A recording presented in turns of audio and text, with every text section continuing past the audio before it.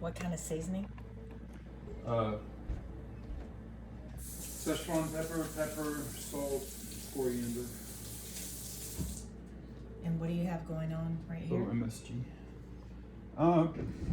That's turnips, mushrooms, carrots, Brussels sprouts, and then the duck bits to roast on top of them, give them some fat. Oh, awesome. I'm gonna try roasting it underneath it, see how it works out. And then under this you have, can you pick up the...